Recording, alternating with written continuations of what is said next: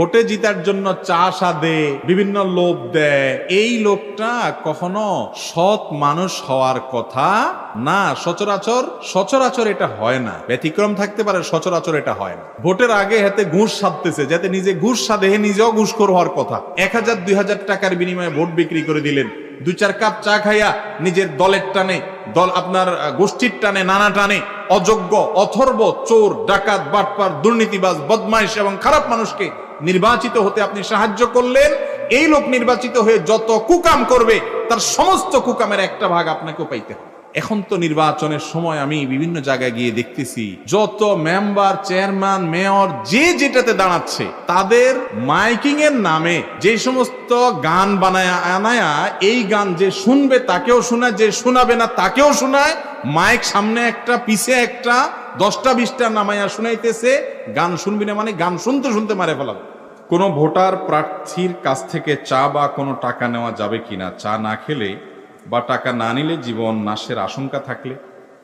যদি কোনো ব্যক্তি আপনাকে জোরপূর্বক ঘুষ সাদে নিতে হবে, না নিলে বরং খবর আছে, তাহলে তো আপনি মাজলুম। বিশেষ করে চা খাওয়ানো, চা দোকানে যায় বসছেন, তো চার অর্ডার দিয়ে দিছে নেতা সাহেব, হ্যাঁ, আপনি এখন যদি চা না খান তাহলে বলবে এটা আমার বিরোধী দলের, আপনার ক্ষতি করতে পারবে, তখন তো বাধ্য হয়ে আপনি চা খাওয়া লাগবে। এই অবস্থা যদি বাধ্য হইয়া খান, এটা জায়েজ আছে।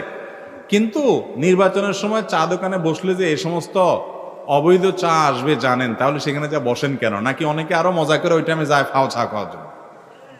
ঠিক না বে ঠিক?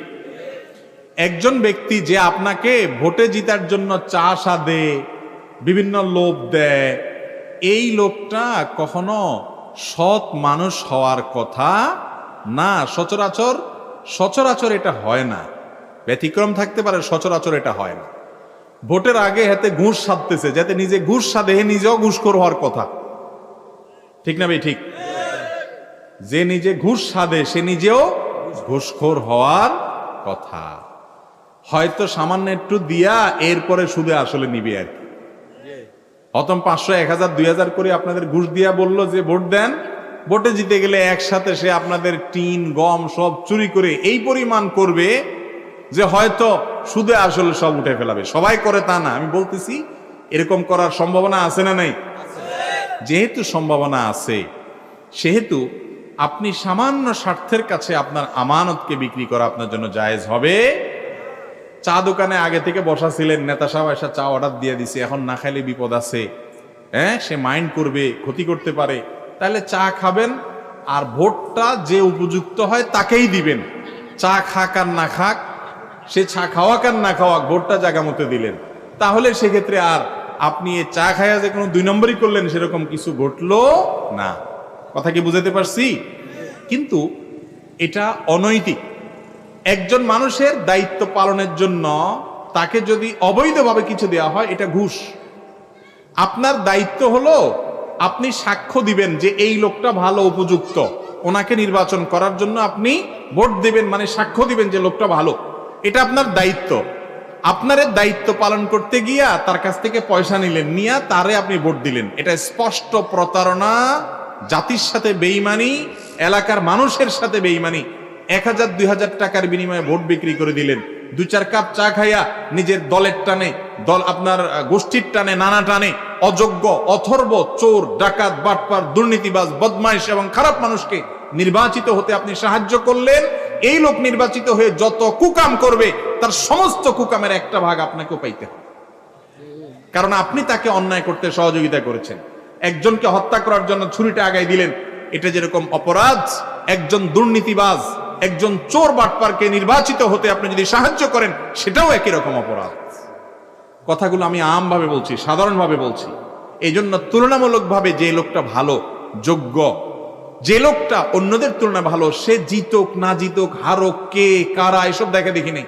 আপনি সে উপযুক্ত মানুষটাকে কি করতে হবে, আপনার সামনে আপনার দেশের মানুষের স্বার্থ, সমাজের স্বার্থ, এলাকা মানুষের স্বার্থ, একজন মুসলমান হিসেবে ইসলামের স্বার্থ যদি সংরক্ষিত থাকে, সেটাকে আপনাকে কি দিতে হবে, প্রায়োরিটি দিতে হবে। এখন তো নির্বাচনের সময় আমি বিভিন্ন জায়গায় গিয়ে দেখতেছি, আল্লাহুল মুস্তাআন, আল্লাহ মাফ করুক, এটা আগে এতটা দেখা যায় নাই। যত মেম্বার, চেয়ারম্যান, মেয়র যে যেটাতে দাঁড়াচ্ছে, তাদের মাইকিং এর নামে যে সমস্ত গান বানায় আনায়া, এই গান যে শুনবে তাকেও শোনায়, যে শোনাবে না তাকেও শোনায়, মাইক সামনে একটা পিছে একটা 10টা 20টা নামায়া শুনাইতেছে, গান শুনবি না মানে গান শুনতে শুনতে মারে ফেলাবে। যারা এরকম অত্যাচার করে, এটা তো একরকমের অত্যাচার। ভাই তুমি ভোটে দাঁড়াইছো, তুমি জানাইছো, পোস্টার লাগাইছো, জানছি, আমি তোমাকে বিবেচনা করব, তুমি তোমার ব্যাখ্যা বিশ্লেষণ দাও, তুমি তোমার বক্তব্য বলো, শুনবো। তোমার মাইকের মধ্যে গান লাগাই দিয়া, মিউজিক দিয়া হারাম গান শুনতে আমাকে বাধ্য করছো, এই অধিকার তোমাকে পৃথিবীর কোন সংবিধান দিতে পারে? তুমি আমাকে জোর করে আমার কানে গান শোনাবা এবং আমার ব্যক্তিগত কথাবার্তা পর্যন্ত বন্ধ করবা, এটা কোনোদিন কারোর রাইট হতে পারে না, হওয়ার কথা না। অথচ এখন ইলেকশনে যারাই দাঁড়ায়, যেই দাঁড়ায়, মানে গান বাজনার চোটে এলাকাতে বসে একটু মোবাইলে কথা বলার পর্যন্ত সুযোগ নেই। ঠিক না বেটি? যে এলাকাতে নির্বাচন চলে, ওই এলাকা দিয়ে যখন যাই কোনো দিকে, মনে হয় যে এমনি কেবল আল্লাহ মাফ করুক জাহান্নাম দিয়ে পার হচ্ছে কিনা আল্লাহ জানে, চতুর্দিক থেকে শুধু একই জিনিস। এরা এত টাকা পয়সা খরচ করে, এই টাকা কোত্থেকে উঠাবে আমরা জানি না? আপনারা জানেন না? এই টাকা কি আসমান থেকে নাজিল হয়? কয় টাকা পায়, কত টাকা পায় আমি জানি না, যাই হোক 10,000 20,000 যাই পাক, যেই লোক লাখ লাখ টাকা পায়, হ্যাঁ কারোর অডেল আছে, তার নিজেরটা সে নিজে ঢালতেছে, সে অবৈধ কাজ করবে না, এরকমও থাকতে পারে। কিন্তু সচরাচর যেটা হয় যে এই যে টাকা ঢালতেছে, আপনারা খুশি হচ্ছেন, তার চা খায়া মোচে তাও দিতেছেন, আরে এটা দিয়া আপনার তো শুধু আসলে কলিজা সহ টান দিবে, তাহলে এটা কখনো জায়েজ হতে পারে না। নির্বাচনের প্রচারণার নামে এই যে অত্যাচার, এই যে অবিচার, এই যে শব্দ দূষণ, মাহফিলের ব্যাপারে কত কথা আপনাদেরকে সবক শোনায় অনেক সুশীলরা। আরে ভাই, মাহফিলের কথা তো আলেমরাও বলেন যে গভীর রাত পর্যন্ত মাইক দূর দূরান্তে লাগায় মাহফিল করবেন না, এটা ইসলামের শিক্ষা না, মানুষের ঘুমের ক্ষতি করা যায় না, মাহফিল করতে গিয়ে মানুষের ঘুমের ক্ষতি করা যায় আছে। কিন্তু মাহফিল তো একটা এলাকাতে হয়, কিন্তু নির্বাচন যখন হয় তখন পুরা এলাকাতে, এই যে 31st নাইট হলো কালকে, গোটা শহরের কোন মানুষকে ঘুমাইতে দেওয়া হবে না, এইভাবে গোটা শহরটাকে আপনার বিকট শব্দ দ্বারা আতঙ্কিত করা, এটা কোনো সভ্য সমাজের মানুষের কাজ হতে পারে না। এই জায়গা থেকে আমাদের বেরিয়ে আসা দরকার কি দরকার না? আল্লাহ তাআলা আমাদের মধ্যে সেই চেতনা যেন জাগ্রত হয়, সেই তৌফিক দান করুন। ভাইরা, প্রকাশ হয়তো ভালো বা মন্দ হতে পারে, কিন্তু আমাদের সবাইকে স্বীকার করতে হবে এটা কোনো সিস্টেম, এটা কোনো ভদ্রতা, এটা কোনো ভালো নিয়ম হতে পারে না। এখান থেকে বেরিয়ে আসার জন্য আমাদের সবাইকে উদ্যোগী হতে হবে। আল্লাহ তাআলা আমাদেরকে তৌফিক দান করুন। নির্বাচন প্রার্থীদেরকে রিকোয়েস্ট করবেন যে ভাই, নির্বাচনে দাঁড়াইছেন ভালো কথা, এই অত্যাচার করে কানটা ফাটায় ফেলায়েন না, একটু শান্তি মতো বাঁচতে দেন।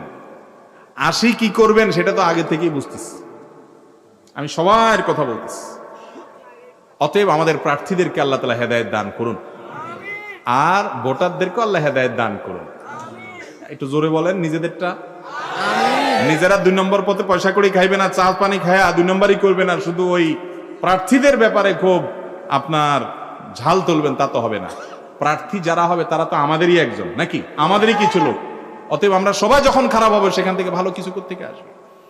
আল্লাহ তাআলা আমাদের জনপ্রতিনিধিদেরকে মানুষের সেবা করার তৌফিক দান করুন, ওনারা যেন ভালো কাজ করতে পারে সেই তৌফিক দান করুন, ওনারা যেন আল্লাহর কাছে দাঁড়াতে হবে সে কথা ভুলে না যান সেই তৌফিক দান করুন। একই তৌফিক আল্লাহ আমাদেরকে ও ভোটারদেরকেও দান করুন।